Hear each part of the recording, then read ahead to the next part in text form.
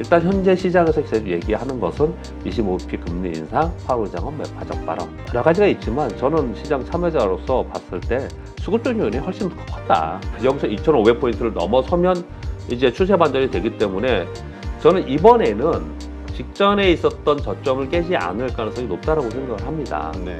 만일 이걸 깨고 내려가는 게 일이 있다면 어떤 것 때문에 내려가느냐? 오늘 모신 분은 교보증권 박병창 이사님입니다. 안녕하세요. 예, 안녕하십니까? 네. 자, 지금 시장이 정말 강하게 올라오다가 네. 하루 이틀 지금 흔들리는 모습을 보여주고 있는데 이제 이번 주 목요일인가요? FOMC 회의 예. 이 결과 때문인 것 같아요. 네네. 파월의 매파 발언이 나오는 거 아니냐 다시 그렇게 의례적으로 이렇게 네네. 반복이 되네요. 네, 그렇게 지금 얘기를 하고 있습니다. 일단 1월에 상승한 부분을 이제 이유를 이제 여러 가지를 들고 있는데 1월 효과다 또는 뭐 쇼커버다 여러 가지 얘기들이 좀 많이 있습니다. 그런데 기전은 요번에 2월 1일 미국 시간이죠. 우리는 2일 날 알 수 있을 것 같은데 요번 FOMC 회의에서 25bp 금리 인상을 할 것이다. 요거 때문에 기저로 인해서 상승한 것이 상당히 영향을 줬다라고 보시면 됩니다. 왜냐하면은 이제 미국 시장을 보면은 나스닥이 상대적으로 강했고요. 그리고 나스닥이 강하다 보니까 우리나라의 이제 반도체 주식이 올라오면서 우리나라도 한 10% 올라왔죠. 결국은 연준의 피법 가능성 때문에 성장주와 기술주들이 더 올라온 부분이 영향을 많이 줬다. 그렇게 보시면 좀 될 것 같고요. 25bp 금리 인상이 왜 중요하냐면은 지금 4.5%잖아요. 그러면 여기서 50bp를 만약에 올리면 그러면 5%가 되지 않습니까? 그러면 25bp 두 번만 올려도 5.5%가 되기 때문에 시장이 생각하는 상당 부분을 넘어서는 상황이 돼요. 그러면 작년꼴이 납니다. 작년에 연준이 실패했던 것이 그 상당 부분을 원래 처음에 얘기했던 게 3.75, 4% 이렇게 얘기했었어요. 네. 그런데 그거보다 훨씬 올라가다 보니까 시장이 계속 충격을 받았던 거거든요. 계단식으로 내려온 부분이 좀 있었습니다. 근데 이번에도 만약에 50bp 금리 인상을 하면은 이거 5.5 터치 또는 넘어가는 게 아니냐 이런 우려가 생기기 때문에 50bp에 대해서 두려움을 갖고 있는 것이고 25bp 금리 인상을 하면 이후에 요번에 75bp에서 25bp로 내려왔는데 다시 50bp로 넘어설 거냐 세게 할 거냐 그러지는 않을 거라고 생각하는 거거든요. 네. 그러면 25bp 두 번 정도 더 한다 하더라도 뭐 1월에 했고 2월은 없고 3월에 하고 그럼 만약에 3월에 끝나면 5%로 끝나는 거고 한 번 더 하는 것은 뭐 시장을 지켜보고 하겠다. 경제 상황을 지켜보고 하겠다라고 얘기를 하면서 한 번 더 한다 하더라도 5.25잖아요. 네. 근데 5에서 5.25%는 시장이 거기까지 보고 있었던 거지 않습니까? 그렇기 때문에 요번에 25bp 금리 인상이 굉장히 중요한 것이었고 그리고 시장이 그것을 반영하면서 올라왔다고 볼 수 있습니다. 네. 지금 이번에는 우리가 항상 이번에는 좀 다를 거야라는 기대감을 갖잖아요. 네네. 그래서 요즘 월가에서 나오는 뉴스들을 보더라도 이번에는 뭐 금리 인상의 중단 선언 같은 게 나오지 않을까? 막 네네. 이런 기대감까지도 나오더라고요. 네네. 우리가 이번에 좀 주의 깊게 봐야 될 포인트는 뭘까요? 뭐 당연히 이번에는 점도표가 안 나오니까 파월 의장의 기자회견 뭐 그것이 가장 중요한 것이죠. 경기를 어떻게 볼 것이냐 그리고 물가에 대해서 어떻게 판단할 것이냐 그것에 따른 금리 인상의 향후 가이던스가 나오겠죠. 그런데 이제 시장에서는 아까 대표님 말씀 주신 대로 아마도 긍정적으로 시장이 원하는 발언은 하지 않을 가능성이 높다. 매파적 발언을 하지 않겠냐라고 얘기를 하는 거거든요. 그것은 왜 그렇게 보냐면은 시장이 벌써 먼저 올라와 버렸잖아요. 그렇죠. 네, 선반영하면서 올라와 버렸기 때문에 여기서 시장이 더 다우존스 산업지수는 조금만 더 가면 영국, 프랑스 이런 데 조금만 더 가면 역사 신고가 경신해 버립니다. 이렇게 과열로 돼 버리면 안 좋거든요. 네, 그렇기 때문에 자산 시장이 과열로 가는 것들을 걱정하는 부분이 있어요. 그렇기 때문에 매파적 발언을 하지 않겠냐 이렇게 얘기를 좀 하고 있는 것입니다. 그런데 지난번에 파월 의장의 워딩에서 약간의 변화가 생긴 것이 어떤 거냐면 이런 얘기를 했지 않습니까?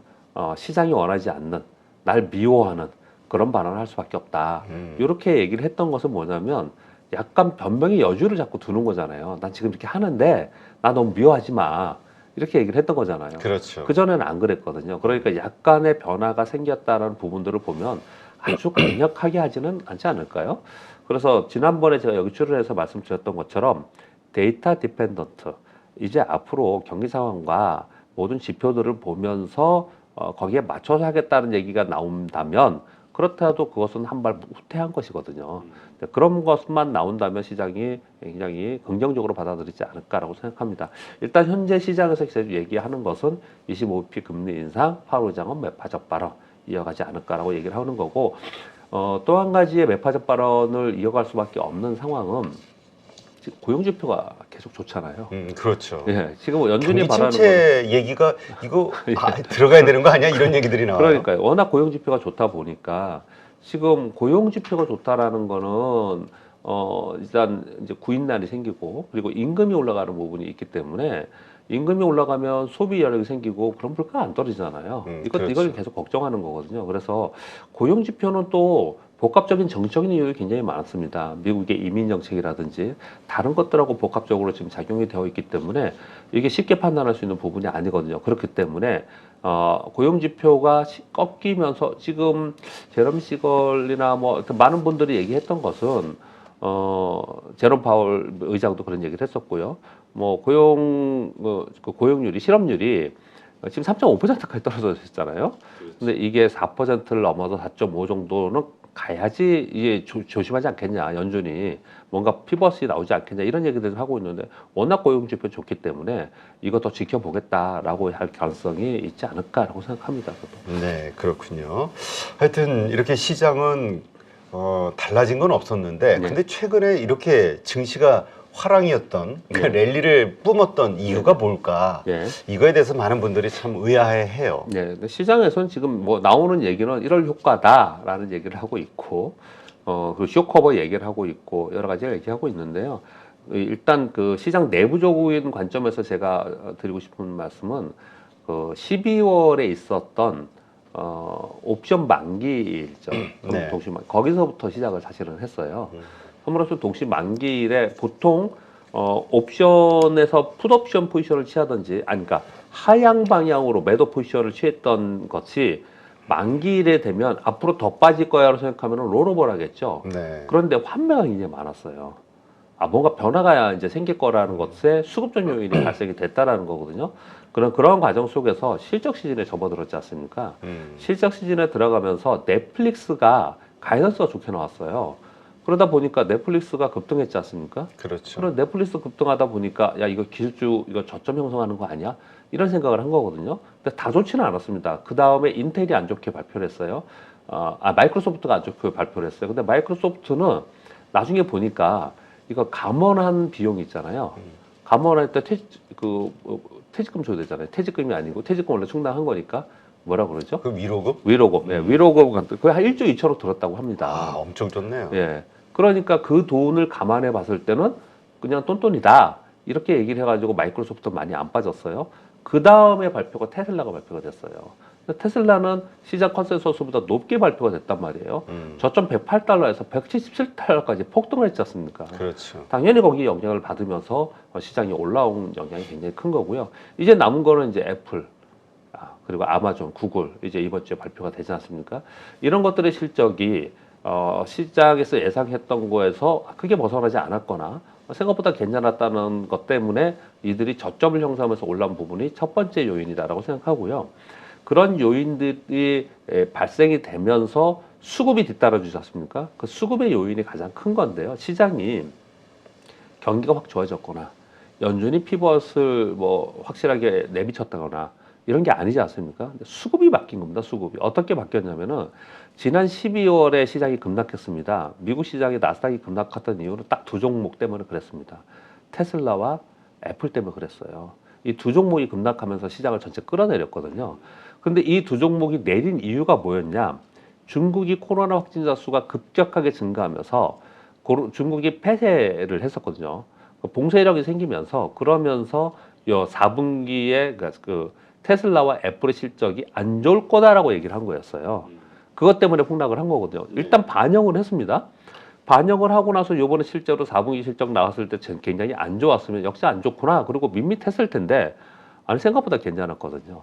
결국은 그때 요번에 4분기 실적이 좋지 않게 발표될 거라고 해서 바라보고 숏을 했던 매도를 했던 세력들이 반대로 커버링하면서 올라온 부분이 상당 부분이 있다라는 거죠. 그래서 전체적으로 시장이 1월에 올라온 부분을 어떤 사람은 1월 효과 때문에 그랬다. 뭐 어떤 사람은 뭐 이번에 GDP 성장률이 좀 좋게 나왔잖아요. 그래서 그렇죠. 경기 침체 우려가 둔화됐기 때문에 그랬다. 여러 가지가 있지만 저는 시장 참여자로서 봤을 때 수급적 요인이 훨씬 컸다.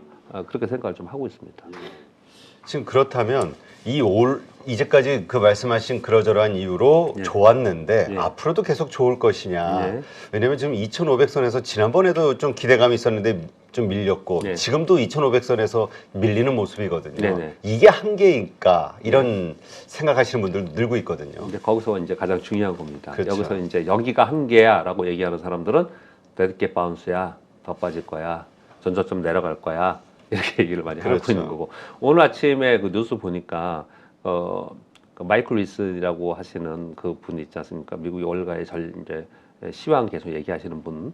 근데 그분이 S&P 500이 이번에 오른 것은 1월 효과와 지금 얘기한 대로 쇼커버링 때문에 오른 거다. 다시 내려가서 저점 한번 다시 찍어야 된다. 지금 S&P 500이 4,000포인트 위에 있거든요. 네. 얼마까지 얘기했냐면 3,000포인트까지 얘기해요.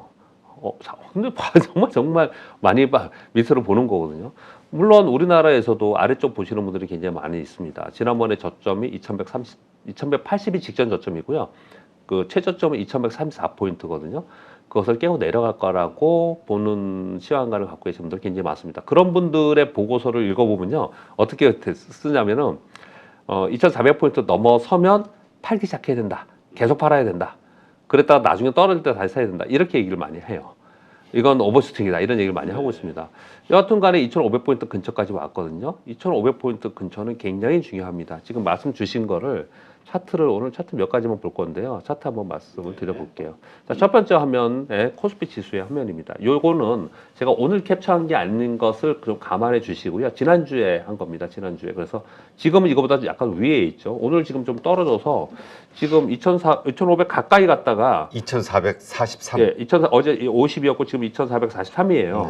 네. 2,432로 돼 있으니까 요거보다 위에 있는 거죠. 그렇죠. 예, 보시면 2,500포인트 직전의 고점이지 않습니까? 이게 11월의 고점이에요. 여기 찍고 2,168까지 갔거든요. 그 직전에 2,500포인트 살짝 위에가 한번 있었어요. 네. 이때도 한번 찍고 그 다음에 내렸을 때 2,134포인트까지 빠졌거든요. 근데 요 특징들이 있습니다. 어떤 특징들이 있냐면 이렇게 많이 올라왔다 내려왔던데 내려온 거는 이제 기업 분석에서 추세대를 많이 얘기를 하지만 실적 발표와 연관이 있어요. 이게 시즌으로 실적 발표와 그리고 선물에서 동시 만기와 영향이 좀 이게 있는데요. 요번에 실적 발표하면서 다시 한번 올라온 부분이 좀 있습니다. 여하튼 간에 요번에 2,500포인트를 넘어가면 여러분 이 화면은 주봉입니다. 코스피의 주봉. 작년 1월에 폭락을 한번 했고요. 옆으로 횡보했다가 6월에 폭락했고 그 다음에 반등을 세게 주었다가 11월에 폭락했고 뭐 이랬습니다. 네. 이게 지금 여러 차례 이게 9월에 한번 폭락했고 뭐 이렇게 지금 폭락한 게 있었거든요. 근데 잘 보시면 고점이 계속 낮아지고 있는 상황이잖아요. 그리고 저점도 이거를 하락 추세라고 합니다. 네. 근데 하락 추세에서 직전의 고점을 돌파하느냐 안 하느냐는 굉장히 중요하거든요. 이거는 추세의 전환의 얘기를 하고 있기 때문에. 그리고 소위 얘기하는 역 헤드앤숄더의 패턴을 만드는 거기 때문에 굉장히 중요하거든요. 근데 여기 2,500포인트 근처에 가니까 힘이 없어지잖아요. 네. 왜냐하면 이거 돌파하기 힘들다 이거예요. 이미 2,400포인트 돌파하는 것도 벌써 오버슈팅이라는 얘기가 나오기 시작을 했는데 이걸 돌파하기 힘들다. 지금 환경이 이걸 돌파하는 상황은 아니다. 라는 경계 심리가 나오기 시작을 했고 이 여기까지 올라오는 거는 누구 힘 때문이냐? 외국인 아니냐?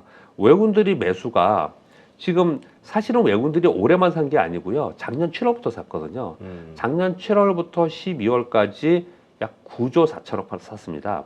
근데 이번 1월에 얼마나 매수가 강화됐냐면은 이번 1월에만 외국인들이 얼마 샀냐면 약 4조 샀습니다. 아, 그래요? 네, 그러니까 정말 많이 산 거죠. 4조가 아니죠. 7조. 6.8조. 예, 6.8조를 샀습니다. 제가 이 글씨를 제가 무슨 글리가 써가지고 6.8조를 샀어요. 그러면 생각해 보시면 작년 6개월 산 거를 올해 그냥 3주 만에 다 산 거지 않습니까? 그러네요. 그렇게 따지니까 엄청 산 거네요. 엄청나게 산 겁니다, 사실은. 그러니까 이 힘으로 올라왔지 않습니까? 근데 거꾸로 생각을 해보세요. 이걸 좀 부정적으로만 이렇게 삐딱하게 보면 외국인들이 이렇게 강력하게 사면서 여기까지 올렸는데 올린 것도 한 10%뿐이 못 올렸는데 외국인들이 계속 이렇게 강력하게 살 수 있을까? 그런 환경일까? 외국인들이 팔지 않는다 하더라도 여기서 쭉 매수의 강도를 조금이라도 줄이면 악재들이 부각하면서 다시 떨어지는 게 맞지 않냐라는 거거든요. 자, 그러면 제가 지금 운연 중에 여기서 2,500포인트를 넘어서면 이제 추세 반전이 되기 때문에 심리가 확 바뀔 겁니다. 추세도 바뀌고 아마 국내 기관도 들어올 가능성이 높거든요. 네. 그런데 여기 가니까 계속 매물이 나오고 못 올라갈 거야라고 생각하는 이유가 있습니다. 그 이유를 말씀을 드려볼게요. 사실 지난번 말고 그 지난번에 제가 여기 우리 815 머니에서 요 제 차트를 몇 가지 보여드렸는데 지금 한번 볼게요. 네. 항상 말씀드리지만 시황은 종목은 기업의 이익을 가지고 움직이는 거지만 시황은 금리와 환율 가지고 움직인단 말이에요. 근데 금리와 환율을 보고서 제가 말씀을 드려볼게요. 미국 10년 만기 국채 수익률의 흐름입니다. 첫 번째 화면에 보는 미국 10년 만기 국채 수익률의 흐름을 보면은 1.5%에서 3% 사이가 가장 오래 있었던 박스권이에요. 네. 이것을 아래로 밑으로 내려가는 거는 팬데믹이라는 이상한 현상이 벌어진 거고 이걸 돌파하면서 위로 올라가는 거는 뭐 위기상이라든지 이상한 일이 벌어졌을 때 금리를 급격하게 올리고 이런 비정상이에요. 이 박스권에서 벗어난 거. 그래서 다시 이 박스권으로 들어오는 경향이 있거든요. 근데 이게 4.3까지 갔다가 지금 3.4, 3.3에서 여기서 더 이상 밑으로 가지 않고 왔다 갔다 하잖아요. 결론, 이 밑으로 들어오지 못한다는 거예요. 이게 당연하죠. 지금 지수 금리가 4.5%인데 그리고 앞으로 더 올릴 건데 더 못 가고 있고 아무튼 시중금리는 내려오긴 하지만 여기까지 못 가고 있다는 거거든요. 변곡점에 있다라는 거예요. 두 번째 한번 볼까요? 한국의 원달러입니다. 우리나라 원달러도 가만히 보시면 1,100원과 1,200원 사이가 정말 오랫동안 있었던 박스권이에요. 이 박스권에서 위로 가파르게 올라가는 거, 아래로 가파르게 내려가는 거는 특이한 경우이기 때문에 곧바로 다시 원위치합니다. 이거 위기 상황에만 여기서 벗어나는 거잖아요. 그런데 요번에 1,300원을 넘어서면서 1,440원까지 갔지 않습니까? 이걸 원위치했습니다. 그래서 1,270원, 1,230원까지 와 있단 말이에요. 이게 1,200원 안으로 들어올 수 있느냐의 문제인 거예요. 원위치는 한단 말이에요. 항상 비정상적인 게 정상으로 오는 건 굉장히 매우 빠르게 움직입니다. 그렇죠. 그러나 이 원위치 한다는 거는 뭐냐면 모든 것이 이제 걱정거리가 우려가 해소가 되고 정상으로 가는 거거든요. 이게 지금의 상황이 경기가 좋아지고 이런 정상 수준으로 가는 상황이냐는 거예요. 그렇게 보지 못한다는 거거든요. 또 하나 보겠습니다. 달러인데스입니다.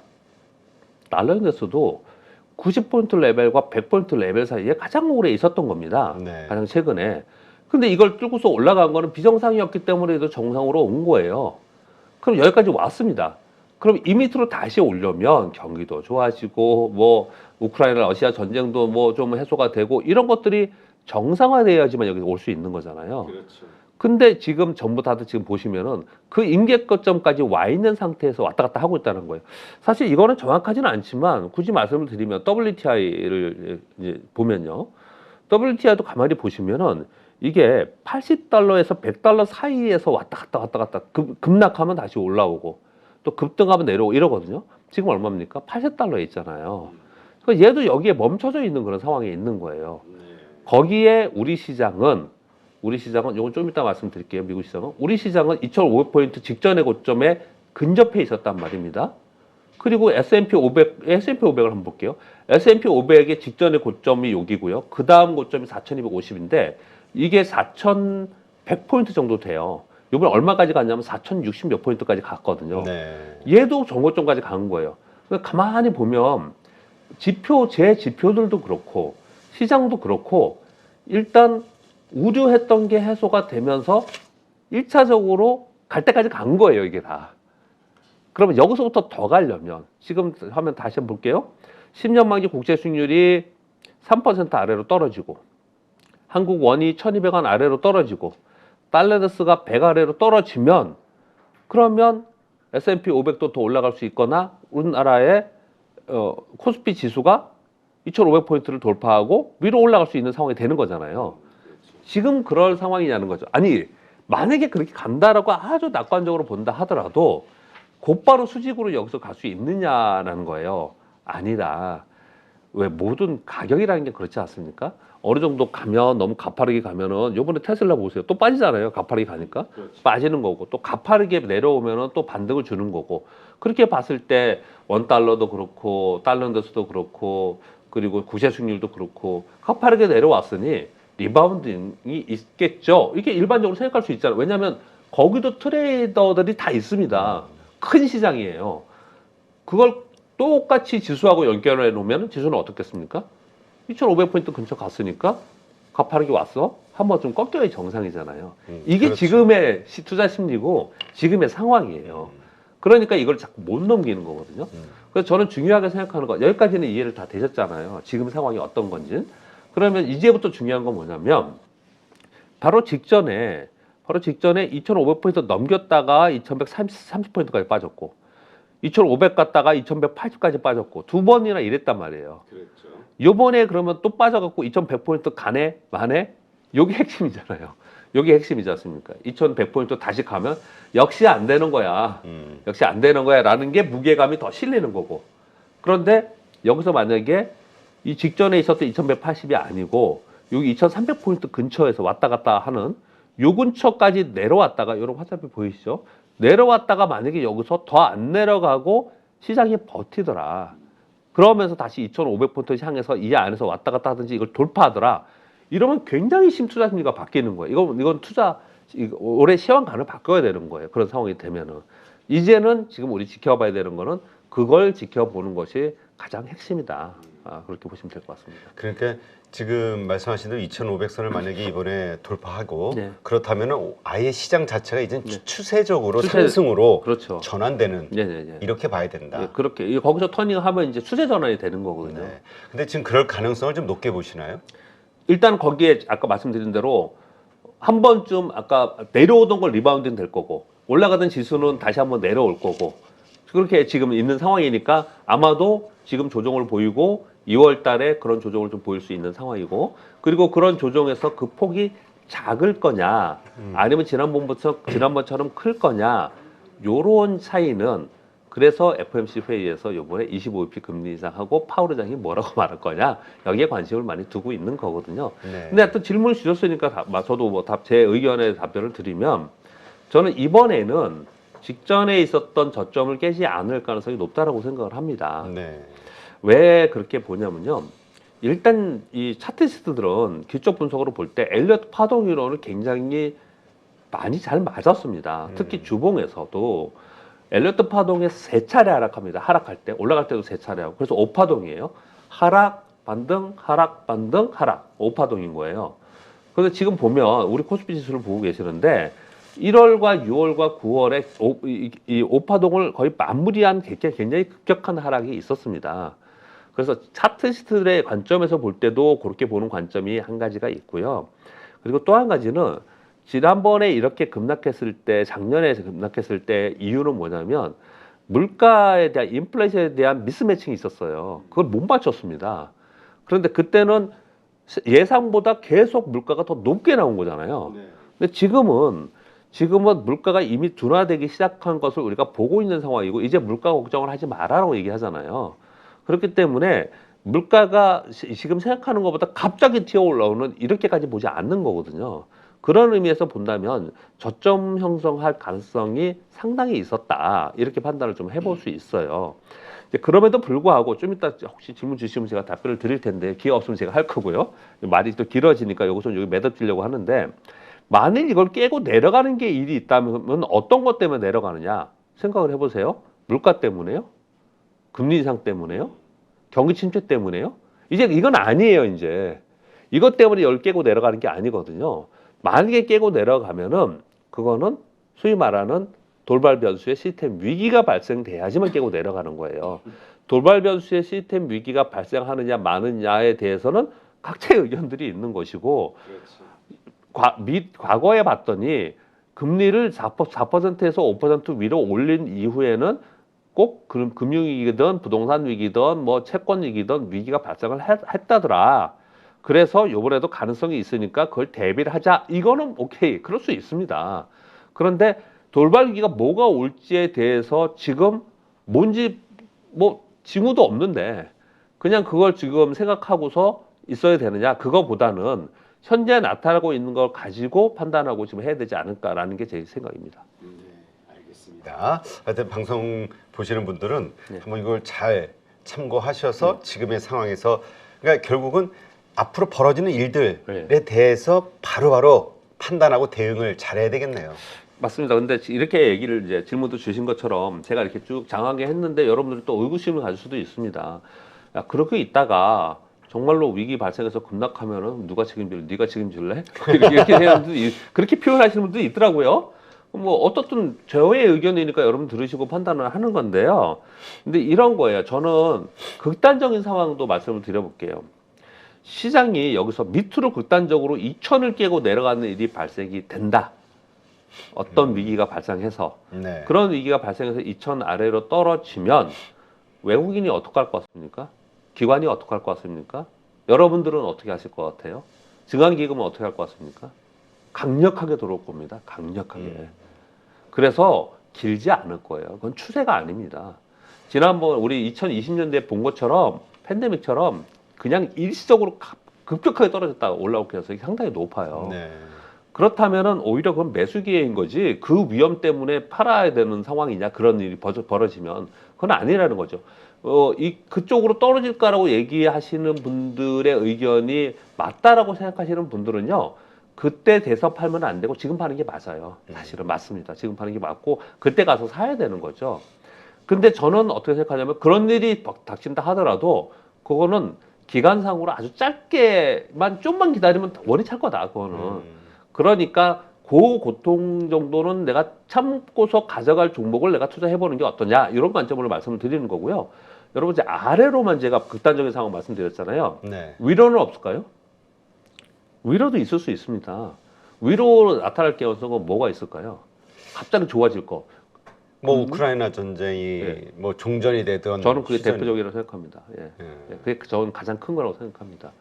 그런 일들이 벌어지면 이게 갑자기 지수가 이건 제 얘기가 아니고 월가의 자료들을 저도 많이 읽어보고 거기에 같이 하는 거잖아요. 2,800, 3,000 갈 수도 있단 말이에요. 그런 일이 벌어지면. 네. 그럼 우리 여러분 어떻게 됩니까? 와 이제부터 대상승입니까? 아니잖아요. 팔아야 되잖아요. 팔아야 되잖아요. 이제 그런 극단적인 페테일 리스크라고 하는 일들이 벌어지면서 극단적인 상황이 벌어졌을 때 짧은 기간에 그건 빼고 그건 빼고 우리 시황을 좀 보고서 투자 전략 가져가자라는 관점에서 말씀을 드려본 겁니다. 네. 알겠습니다.